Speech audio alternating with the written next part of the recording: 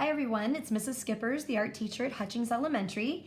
Hey, I'm gonna walk you through a quick demonstration of how I drew this geometric robot. I think he's super cool with all the different geometric shapes. And you can see there's a lot of triangles, squares, circles, rectangles. And so I'm gonna start with the main part of the body here. So let's get going right away here in the center of your paper. We're gonna draw a pretty good sized square. And when I do this, I want to make sure that as I'm drawing, I'm going pretty slow so that I can maintain my lines being straight and really make each of my shapes look as they're intended. So I've got my nice big square body. Before I move on to just drawing a head, I'm going to add a skinny little rectangle that makes it look like he's got a neck. So I actually drew a square head on mine. You may choose to do a circle or some other shape, but I kind of like the idea of just having another big square sitting on top for the head. And before I move on to detailing this, I'm going to go ahead and add the arms and the legs.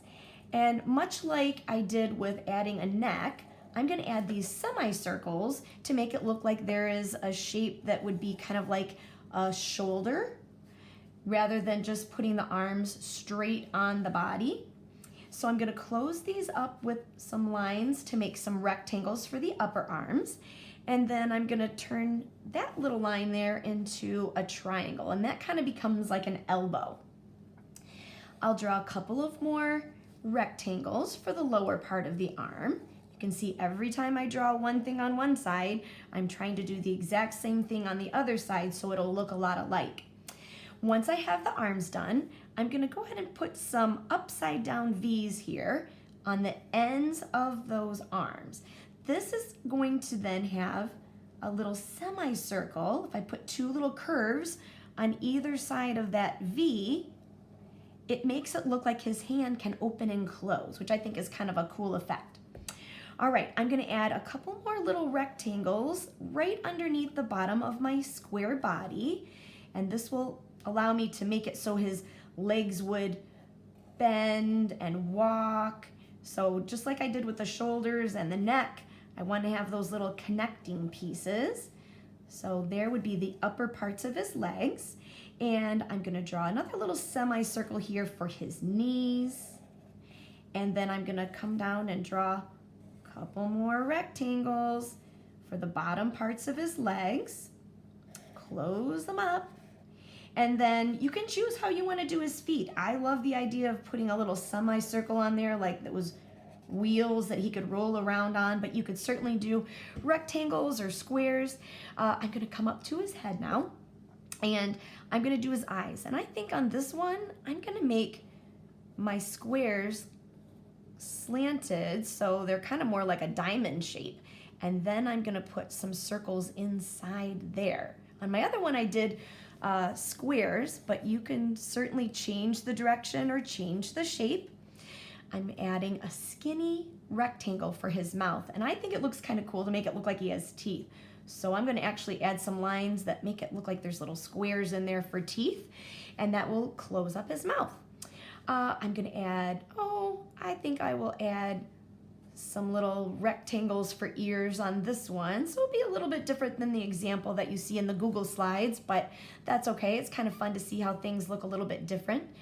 And I kind of love the idea of having little antennas on the top of his head, or maybe it looks like he even has a couple little sprigs of hair up there. Who knows what it's meant to be.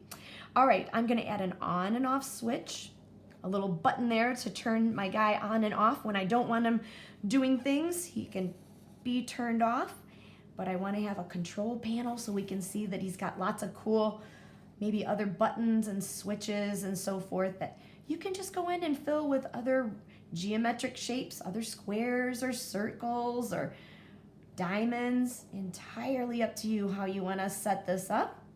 And then that's pretty much done unless you want to add some more detail to the basic shapes. All right, I'm going to put a line down here on the ground so it looks like he's standing on a floor. And you can see that instead of going across, I started and stopped at his body, and then I went through the middle. If you do across, you can just always erase it if you're working with a pencil. Then I'm ready to add a few more geometric shapes. I kind of like the idea of repeating the same kind of geometric shapes in my background details. So I'm just gonna make some more rectangles, and this is gonna become a window on one side, actually half of a window. I don't even need to draw the whole thing. I could draw bookshelves, or I could draw a picture frame. It's entirely up to you how you want to do this, but it is kind of fun to still use these geometric shapes, maybe even around, what if you had a clock on the wall that was a circle? So all kinds of possibilities. It's entirely up to you as the artist, but I hope you'll give it a try and have fun making this geometric robot.